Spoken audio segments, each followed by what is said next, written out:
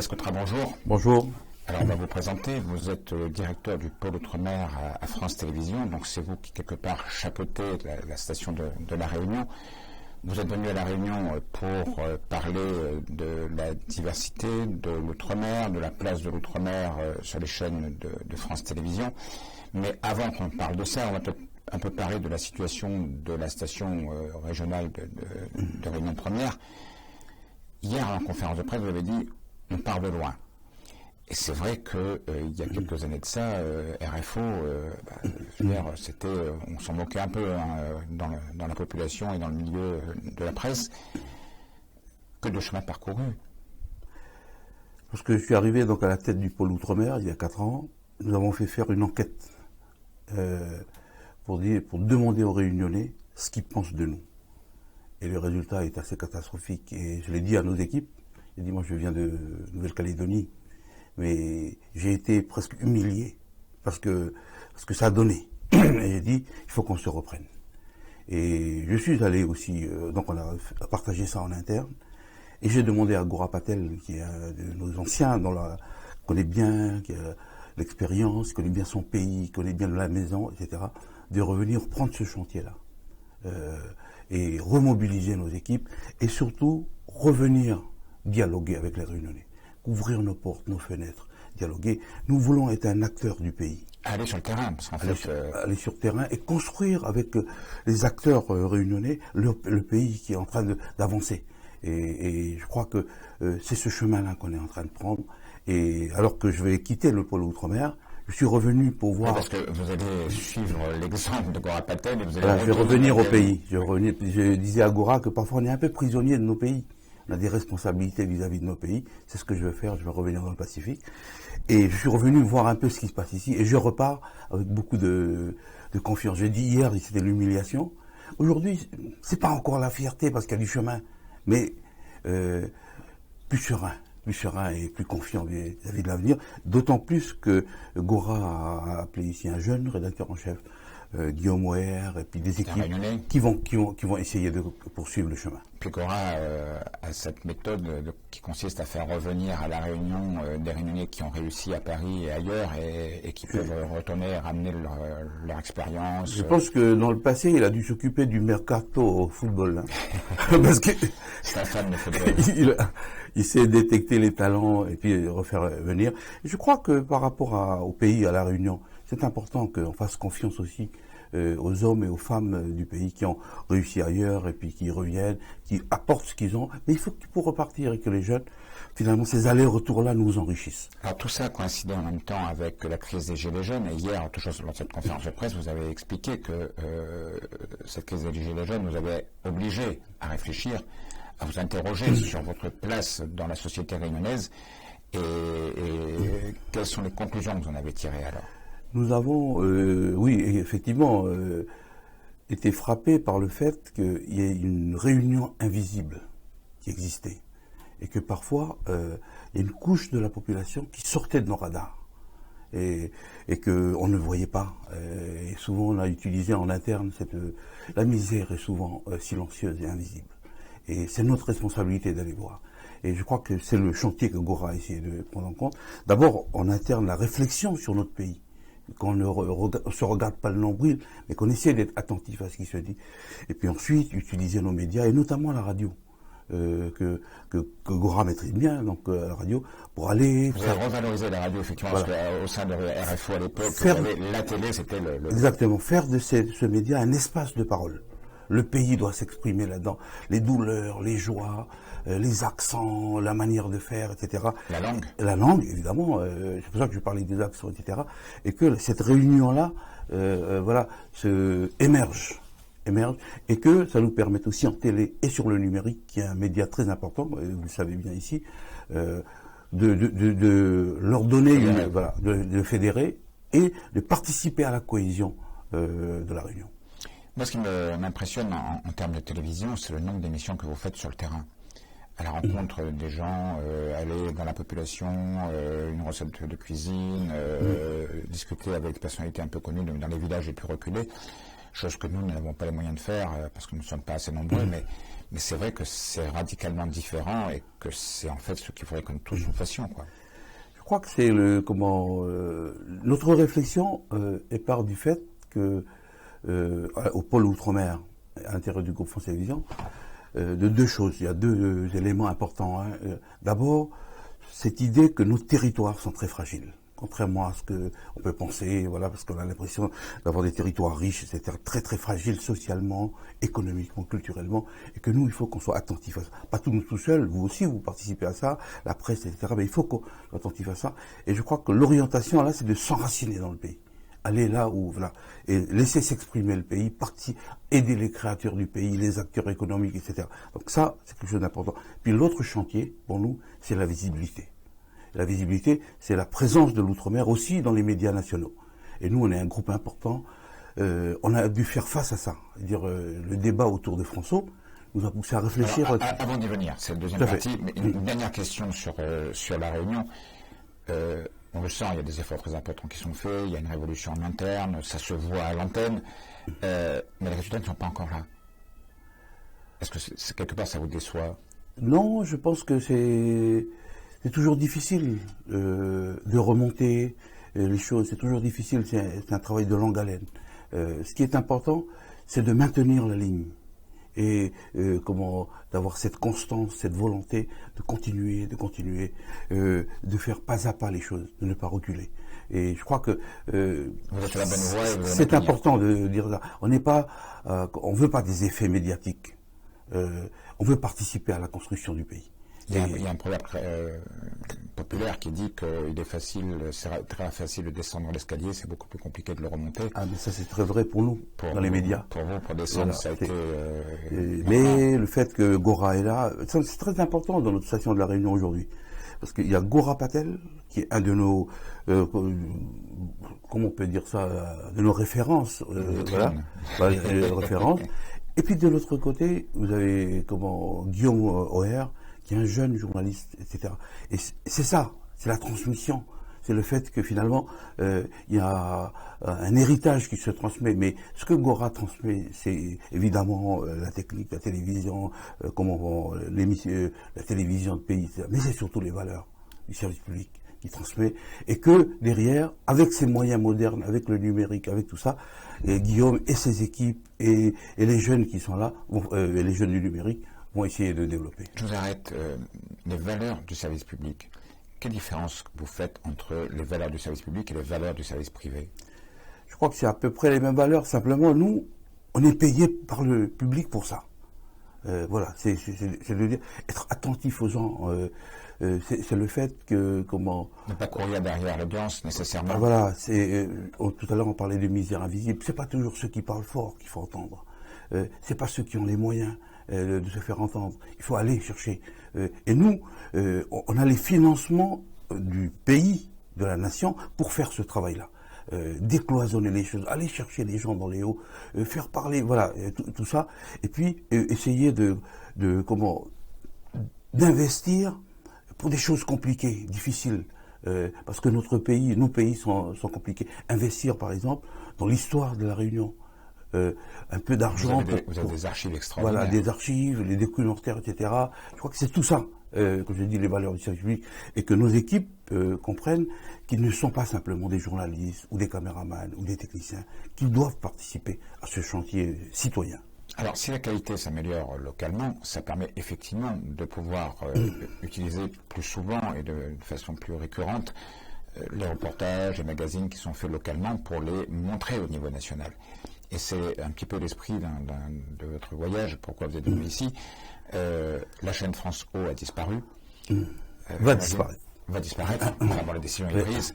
Pour vous, c'est une révolution. J'imagine que c'était un drame en interne.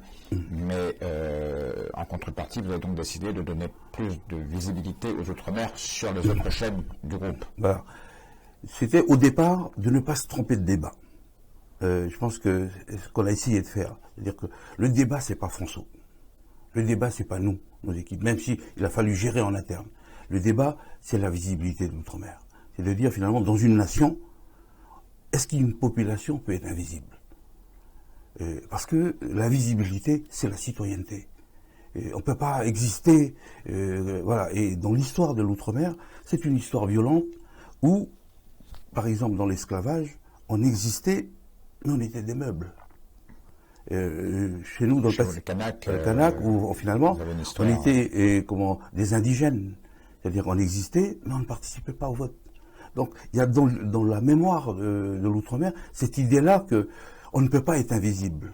C'est possible, même dans la République, d'être invisible. Donc, il faut traiter cette question de la visibilité. Et je crois qu'on a essayé de le prendre à bras-le-corps, avec évidemment les élus.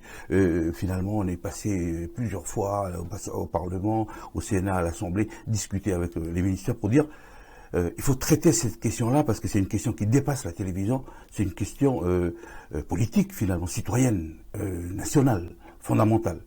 Et c'est pour ça que hier, je parlais d'acte fondateur. Le pacte de visibilité est un acte fondateur parce qu'on est rentré dans le logiciel d'un groupe comme France Télévisions en disant, par exemple, il faut un réflexe outre-mer dans la fiction, dans le documentaire, dans les spectacles. Cette année, nous allons produire outre-mer 16 fictions. C'est énorme. L'année dernière, nous en avons fait 2. Donc, il y a un effort dans l'information, et c'est le sens de la visite ici de Yannick Le Tranchant, qui est le patron de l'information du groupe. Et chaque jour que Dieu fait, il y a à l'intérieur de la rédaction nationale 2 personnes qui regardent et qui disent, voilà, attention, en Outre-mer, à La Réunion, il s'est passé ça, nous avons les images, on peut la voir, si vous voulez un duplex, si un invité là-bas, etc. On a bien vu, avec le décès du président Chirac, que finalement, il y a eu parce que le président Chirac avait une relation particulière avec l'outre-mer. Et nous avons vu remonter les témoignages des gens, de nos politiques, direct de la Réunion avec Madame Sudre, etc. Mais également, ce qui est intéressant pour nous, un direct qui est fait par nos équipes nationales sur Réunion la Première. Donc il y a cet état d'esprit-là. C'est ça la nouvelle page qu'on écrit, qui est de dire, de manière décomplexée, nous rentrons à l'intérieur du groupe et de manière décomplexée, le groupe nous fait une place. Voilà, et je crois que ça se fait naturellement. Quand j'ai parlé tout à l'heure de la fiction, mais là je vais en Guyane pour un festival du documentaire Amazon Caraïbes, où je suis accompagné de la directrice du documentaire du groupe, qui rencontre à la fois nos équipes locales et qui rencontre la directrice du documentaire de TV Globo en face. On essaie de construire quelque chose. Au Brésil. Et vous avez annoncé que pour l'année prochaine... Nous essayons de faire un festival ici du documentaire de l'océan Indien. Parce que c'est très important dans ce débat sur la visibilité. On leur dit, mais finalement, on veut rendre visible aussi nos régions. Parce que ce qui est important, c'est notre regard sur le monde, notre regard sur le pays d'abord, le regard sur la France, qui est vu d'ici, n'est pas le même regard que vu de Marseille, voilà. Mais nous, ici, on apporte l'océan Indien. C'est la porte vers Madagascar, vers les Seychelles, les Comores, etc. Et c'est important qu'on puisse apporter cela. C'est notre richesse dans France Télévisions. C'est vrai aussi que les progrès dans la technique, la baisse des coûts fait que maintenant tous ces pays peuvent s'équiper avec du matériel professionnel. C'est à nous de construire. Ici, par exemple, et j'en parlais encore avec Gora tout à l'heure, ici, La Réunion et Mayotte, si on met ensemble nos caméras, nos régies, c'est une des télévisions importantes de cette région, une télévision leader. Il faut jouer un rôle régional. Alors que souvent on se comporte comme le petit dernier du groupe qui est là-bas, etc. Non, on a un rôle régional et vous-même, vous avez des ambitions dans cette région. Je pense qu'il y a des partenariats à trouver pour que cette région... Finalement, avec Yannick Le Tranchant, on faisait cette remarque un peu de bon sens, qui est de dire... quand vous dessinez, mettez sur la carte la rédaction nationale de France Télévisions, ben c'est à Paris. Vous rajoutez les régions, c'est toute la France, et vous rajoutez l'outre-mer, c'est le monde. Est-ce qu'on veut représenter le monde ou juste ce petit point qui est... Et je crois que c'est cette chance aussi d'être un des rares pays au monde à pouvoir prétendre... Voilà, cela, et c'est cette ambition-là qu'on veut apporter. Alors hier, je vous ai un peu titillé en conférence de presse, et je vous ai dit que la visibilité, c'est bien, mais qu'un des premiers moyens d'exprimer cette visibilité, c'est de donner la chance à des Réunionnais, des Réunionnaises ou d'autres départements de pouvoir présenter des journaux, de pouvoir intégrer des rédactions. Alors vous m'avez répondu, mais on a une journaliste qui fait la présentation. Il y a plusieurs journalistes qui sont... une journaliste d'outre-mer qui présente la matinale, de France 2, finalement France Info et France 2, une qui présente actuellement le 13h de France 3, mais nous sommes attentifs à ça. C'est-à-dire que dans le pacte de visibilité, il y a aussi cet élément de mobilité de nos personnels, de détection de nos moyens, parce que vous avez raison, la visibilité, c'est aussi la visibilité des visages, c'est aussi ces regards. Puis quand on fait un direct sur le terrain, que l'on reconnaisse. Voilà. Puis au-delà des visages, c'est ces regards-là. Parce que quand on est réunionnais, on a un regard et on apporte ce regard-là dans le groupe. Pareil pour l'océan Pacifique, où finalement on est dans un univers anglophone. Le Brésil, je sais que dernièrement on a parlé de l'Amazonie, mais l'Amazonie, la plus grande frontière française, c'est avec le Brésil. On a tendance à penser que c'est avec Bruxelles ou avec la Belgique. Ça donne un autre pays. Quand on sait que notre plus grande frontière, c'est avec le Brésil. Et c'est ce regard-là que nous voulons défendre. Je vous ai incité à approfondir votre démarche de visibilité en vous disant qu'il y a d'une part la visibilité de l'outre-mer par rapport au groupe France Télévisions, mais qu'ensuite il y a une visibilité de la Réunion dans l'outre-mer. Parce que les deux exemples que vous avez cités de présentatrices, c'est deux présentatrices ou présentateurs, je ne sais plus, qui sont des Martiniquais, et que je vous ai dit que nos Réunionnais seront très attentifs à la place que vous donnerez aux Réunionnais. Oui, mais je crois qu'on est attentif à ça. C'est quand même. Il y a deux choses. D'abord, en fait, dans les programmes du groupe, la Réunion est très visible, même si les présentateurs ne sont pas venus. La Réunion est très visible pour deux choses. C'est important, vous savez. Pour deux choses. D'abord, il y a un décalage horaire qui est favorable, et que souvent les équipes de Guillaume, par exemple, interviennent plus souvent sur les journaux nationaux ou les journaux de France Info. Et une deuxième raison, c'est le fait que dans le domaine de la production, des films, les documentaires, etc., la Réunion est dotée d'une structure qui est Réunion Film, qui est très très efficace. C'est une conférence de presse cet après-midi. Voilà, et qui fait que finalement beaucoup de films de fiction de France Télévisions sont faits ici à la Réunion. Il y a eu Cut sur le pôle Outre-mer, mais il n'y a pas que Cut. Il y a plusieurs films qui vont être faits, une série sur la Réunion. Pourquoi Cut a arrêté ? Parce que finalement, c'est assez intéressant. Le Cut continue en Nouvelle-Calédonie, mais que ici, les techniciens qui sont formés pour Cut, finalement, sont aspirés par beaucoup de projets internationaux, de la BBC, des France Télévisions. Donc finalement, le système a réussi. Ces techniciens, finalement, désertaient Cut pour pouvoir participer à ces groupes. Donc je disais par rapport à votre question, il y a le décalage horaire, il y a cette histoire d'aide à la production qui fait que ça attire les fictions ici. Et puis d'autre part, tout à l'heure on a parlé de Patel, lui il connaît bien notre maison, hein, et donc toutes les possibilités où on peut caser des Réunionnais, il sera là et il fera du lobbying. Non, il ne casse pas pour le moment de 20 voilà, mais bon, c'est aussi sa mission d'être attentif à ça. Tout à l'heure, vous avez dit qu'il y avait 16 fictions qui allaient être faites l'année prochaine sur le groupe France Télévisions. Combien à La Réunion ? Je ne sais pas exactement, mais je pense que la plupart sont faits à La Réunion. Je ne vais pas vous donner le chiffre exact, mais la plupart sont faits à La Réunion pour les raisons que j'ai évoquées tout à l'heure. C'est que La Réunion est dotée d'une structure. Je crois que c'est une vraie réussite. Et d'ailleurs, toutes les autres collectivités sont en train de s'inspirer. Vous savez, il y a une commission de l'Assemblée nationale qui a travaillé un peu sur l'aide à la production régionale, etc. Et s'inspire beaucoup de l'expérience du film Réunion. Dans votre conférence de presse hier, il y a quelque chose que vous avez dit qui m'a intéressé. Vous avez dit que au mois de mars dernier, vous aviez fait un séminaire qui rassemblait environ 150 journalistes et autres à Strasbourg, et que c'était l'occasion pour certains journalistes qui travaillent dans le groupe France Télévisions, donc qui sont tous collègues, qui ne se connaissaient pas, qui s'ignoraient, parce que chacun court dans son couloir et ne voit pas les autres qui travaillent à côté dans d'autres sociétés, dans d'autres rédactions, et que depuis ce séminaire, c'était un peu une prise de conscience, et que c'est peut-être de là qu'il y a eu un esprit Strasbourg, vous avez dit, qui avait démarré. Et l'esprit de Strasbourg est porté par Yannick Le Tranchant, qui était avec nous hier. Directeur de l'information, voilà. C'est-à-dire France 2, France 3, etc. Voilà, et c'est la prise de conscience que nous sommes une communauté rédactionnelle qui couvre tout le pays, à la fois donc le national, les régions de France 3 et les régions d'outre-mer. Et de dire finalement, il faut tenir compte de cette force-là. Et que, par exemple, les équipes de Réunion pour la première, ils ne sont pas simplement une rédaction de la Réunion. C'est leur mission principale, mais ils sont également des journalistes du groupe France Télévisions, donc pouvant intervenir dans n'importe quel espace du groupe. Je crois que c'est cette prise de conscience-là qui a fait que nous avons pu rentrer et puis proposer l'outre-mer dans la rédaction nationale et être présent dans l'offre nationale d'information. Il y a toujours des échanges de journalistes entre les différentes rédactions d'outre-mer. Oui, il y a toujours structure de mobilité qui essaie d'ailleurs. Je suis pas venu pour ça, mais une jeune réunionnaise de la rédaction, enfin une réunionnaise de la rédaction, une journaliste qui va rejoindre la Nouvelle-Calédonie. Oui, je l'ai croisé voilà. en allant de la presse mardi, effectivement. Et il y en a, j'imagine, qui viennent dans l'autre sens. Et puis, s'il y a d'autres journalistes de la Réunion qui sont intéressés par la Nouvelle-Calédonie, je vais faire ce que Gora Patel fait à Paris.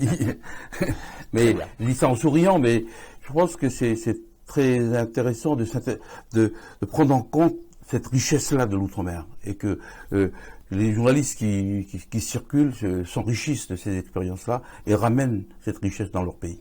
Dans ce que vous avez dit hier, il y a aussi quelque chose qui m'a interpellé, parce que bon, j'avoue que ma culture n'allait pas jusque-là. Vous avez révélé que vous, qui êtes de Nouvelle-Calédonie, il y avait 28 langues différentes en Nouvelle-Calédonie. 28 langues kanak. Kanak. Et vous avez aussi des langues polynésiennes, wallisiens, futuniens qui sont parlées au pays. Il y a aussi un peu de créole. Voilà, il y a des langues du Vanuatu, etc. Donc il y a plus des langues asiatiques aussi qui sont. Donc. Et comment vous faites pour vous en sortir alors? Je dis souvent que dans le monde kanak, nous avons colonisé une langue qui est la langue française. C'est pour ça que je dis ça en rigolant, mais c'est pour dire que finalement, la langue véhiculaire, c'est le français. Mais il faut gérer cette contradiction-là, qui ne doit pas être une contradiction, mais une richesse, qui est de dire à la fois, nous avons cette langue véhiculaire, que parfois nous tordons, nous le faisons, voilà. Dans sa lettre aux Français, François Mitterrand a écrit, parlant de Jean-Marie Tjibaou, l'homme dont les mots vont plus loin que les mots. Mais ce sont des mots offensés qu'il utilise. Mais dans la manière dont il exprime, on sent que ça vient de ce pays-là. Et à côté de ce français que l'on partage, et que finalement on aime aujourd'hui, la langue, il y a nos langues traditionnelles, nos langues régionales, les langues kanak. Et je disais que on a essayé de faire sur nos antennes, c'est que ces langues-là apparaissent, qu'on puisse prendre conscience qu'on est dans un univers où il y a plusieurs langues et qu'en même temps, pour communiquer, on utilise le français. Mais il ne faut pas que ce soit un débat.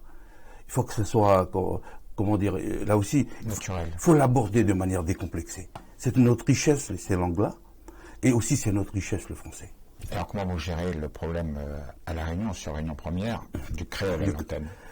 Je crois que c'est pareil, il faut que ça soit naturel. Et comment le point de vue que Gora a défendu à l'intérieur c'est de dire, il faut ressembler à La Réunion. Où finalement, et c'est vrai que dans la rue, vous passez du français au créole, etc. Ben voilà, il faut qu'on soit comme vous. C'est que au moment où vous voulez parler le créole, vous parlez le créole. Voilà. L'idée, c'était pas de faire des émissions spécifiquement créoles. Voilà. Ça faut s'adapter à l'auditeur. Voilà. C'est vrai que moi j'étais. Ce qui ne nous empêche pas, par exemple, de faire des pièces de théâtre en créole, etc. Des offres spécifiques.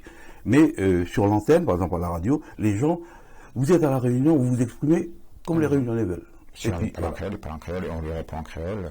Exactement. C'est pas en français, on répond en français. Alors c'est difficile pour certains. Maintenant, moi, je parle pas le créole, donc et puis les gens ils ont l'impression que je sais parler le créole. Mais bon, ce sont des situations de vie. Il faut les gérer. Moi, je oreilles et je parle créole. Voilà, c'est ça exactement. Chacun porte sa croix. Exactement. Très bien. Écoutez, moi, j'étais ravi de faire votre connaissance. Moi aussi. Je connaissais le nom, mais je connaissais pas personnellement. Et puis, vous êtes le bienvenu. Et à chaque fois qu'on reviendrait, si vous le souhaitez. Je suis impressionné par le travail que vous faites. Ici et dans cette région. Avec des tout petits moyens, par rapport au vôtre. Je sais que quand j'ai reçu Gora la première fois ici, j'étais un peu étonné par la frugalité de nos décors. On essaie de faire le mieux qu'on peut. Parfois, les gros moyens peuvent aider au handicap aussi. On fait le cœur, en tout cas. Merci. Merci beaucoup. Et à très bientôt.